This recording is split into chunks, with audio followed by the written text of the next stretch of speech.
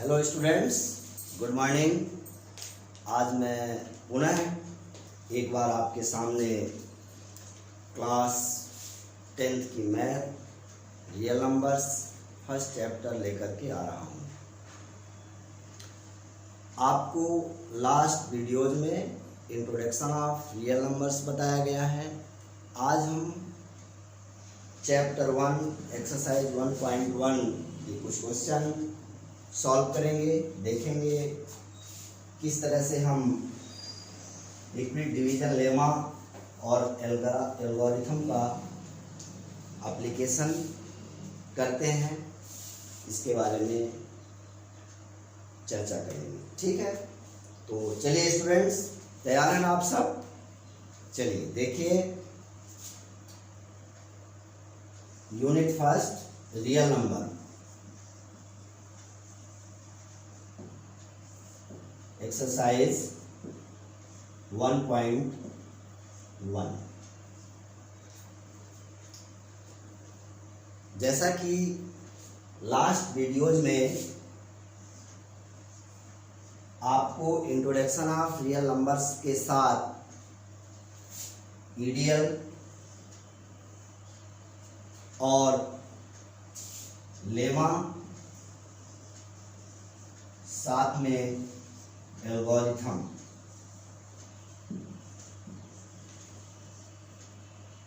इनकी बात की गई। थोड़ा सा मैं आज पुनः इन पे प्रकाश डालूंगा, ईडीएल, लेमा और एल्गोरिथम में। इसके बाद आपके एक्सरसाइज में आपको ले चलूंगा। ठीक है स्टूडेंट्स, आपने यदि पिछली वीडियो देखा होगा तो ठीक है, और यदि आपने नहीं देखा है तो एक बार आप संक्षिप्त रूप से जो है उसे रिवाइज कर लेंगे, देख लेंगे और आपके समझ में आ जाएगा। जैसा कि किसी भी पेयर ऑफ नंबर्स, कोई भी पेयर ऑफ नंबर्स हम लेते हैं, जैसे आपका मान लीजिए 20 और 3। जब हम 20 को 3 से डिवाइड करेंगे तो इस तरह से आप डिवाइड करके देखें। 20 को 3 से, 3 6 18 -2। क्या देख पा रहे हैं आप कि क्वोशिएंट हमारा कितना है? 6। रिमाइंडर क्या है? रिमाइंडर आपका 2 है। 3 क्या है? ये डिवाइजर है, जबकि ये 20 क्या है? डिविडेंड। आप क्लास 6 7 में जब भी हम डिवाइड करते हैं तो चेक करने के लिए कि हमारा डिवीजन सही है या नहीं, एक डिवीजन एल्गोरिथम का यूज करते हैं। वो डिवीजन एल्गोरिथम क्या होता है? Dividend equal to divisor into quotient plus remainder. ये डिवीजन एल्गोरिथम है। इसी तरह यहाँ पे यूक्लिड ने इसे डिवीजन लेमा या डिवीजन एल्गोरिथम का नाम दिया है। तो आप समझिए इसका स्टेटमेंट क्या है। अभी हमने 20 से 3 को डिवाइड किया। यदि उसे स्टेटमेंट फॉर्म में लिखेंगे तो लिखेंगे 20 इक्वल टू, डिवाइजर हमारा क्या था? 3, क्वोशिएंट आया 6 और रिमाइंडर क्या आया? 2। तो 20 equal to 3 into 6 plus 2। Suppose करिए कि अब हम 20 के जगह पे 21 ले लेते हैं और हमारा डिवाइजर 3 ही रहता है। उस स्थिति में जो क्वोशिएंट आएगा, 21 को 3 से डिवाइड करने पे क्वोशिएंट आएगा 7 और रिमाइंडर आएगा 0।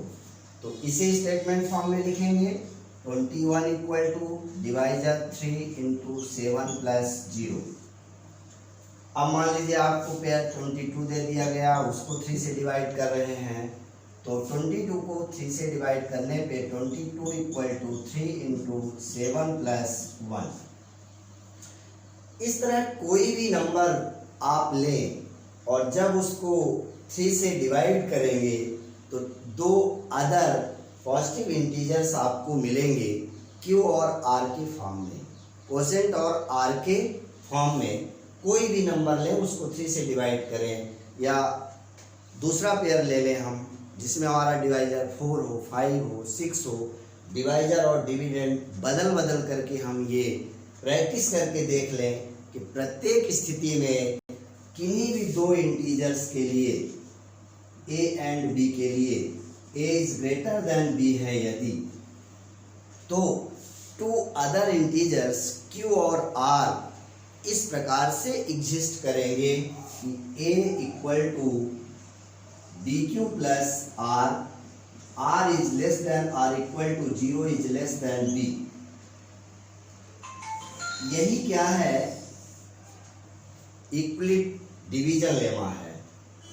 इक्विलिट डिवीजन लेमा का स्टेटमेंट ये है, given two positive integers a and b, a is greater than b, then there exists two other integers q and r satisfying a equal to bq plus r, where 0 is less than or equal to r is less than or equal to 0 is less than b। इसका मतलब ये है कि मैं यहाँ आपको examples के through बताने की कोशिश कर रहा था कि जब 20 को 3 से डिवाइड करें, 21 को 3 से डिवाइड करें या 22 को 3 से डिवाइड करें, किसी भी नंबर को 3 से डिवाइड करें, तो जो रिमाइंडर होंगे, पॉसिबल रिमाइंडर जो हमारे होंगे वो क्या होंगे, 0, 1 और 2। ये 3 रिमाइंडर्स होंगे, 0, 1 और 2, 1 और।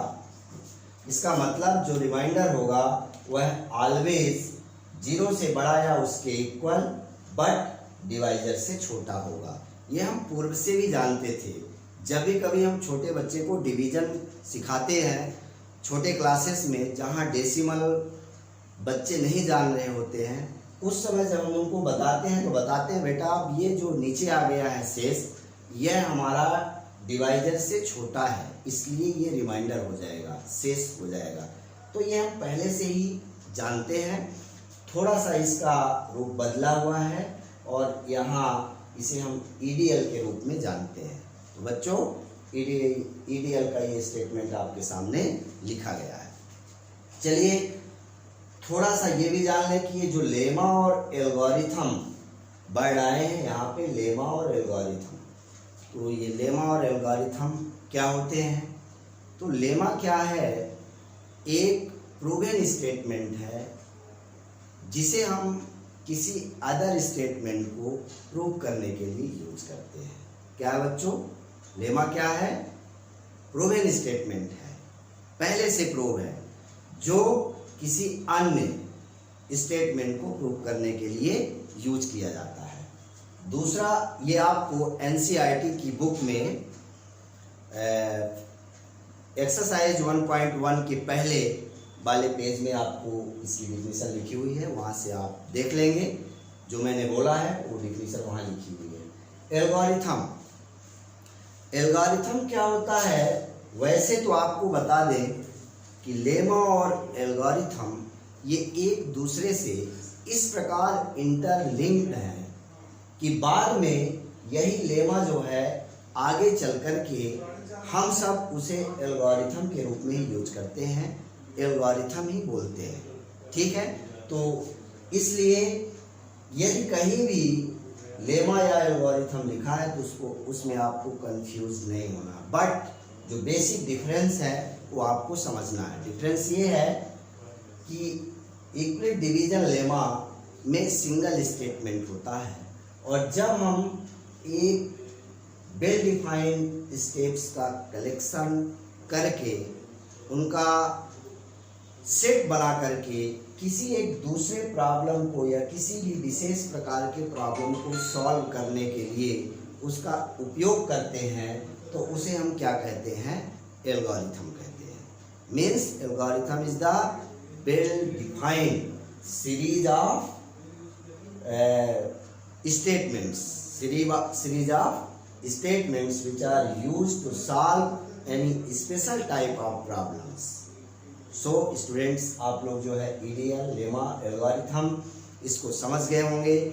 अब हम चलते हैं एक्सरसाइज 1.1, जहाँ पे हम पढ़ेंगे कि किन्हीं भी या किसी कोई दो नंबर से भी हमको पॉजिटिव इंटीजर्स दिए हुए हैं, उनका HCF कैसे फाइंड करेंगे, उसमें डिवीजन एल्गोरिथम किस प्रकार से अप्लाई करेंगे। तो इसके लिए हम देखते हैं question number first of exercise 1.1।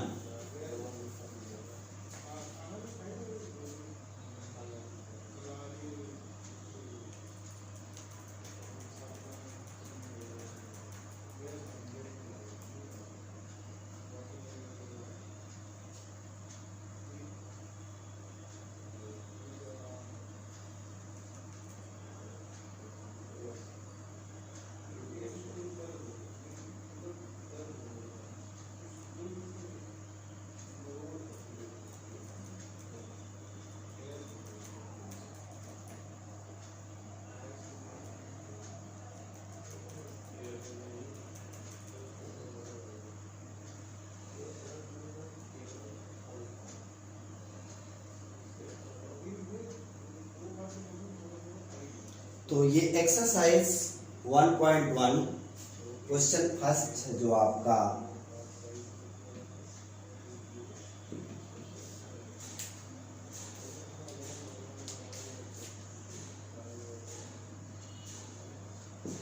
Question first है, use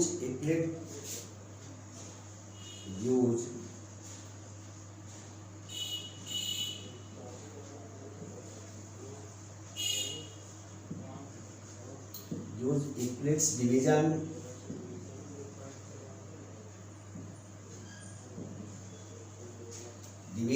algorithm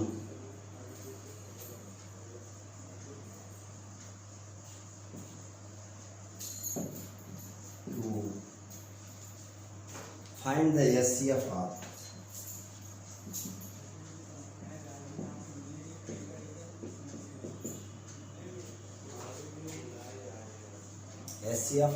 number first 135 and 225, number second 196 and 38,220, number third 867 and 255। तो चलिए इस क्वेश्चन का फर्स्ट पार्ट देखते हैं। फर्स्ट पार्ट क्या है, 135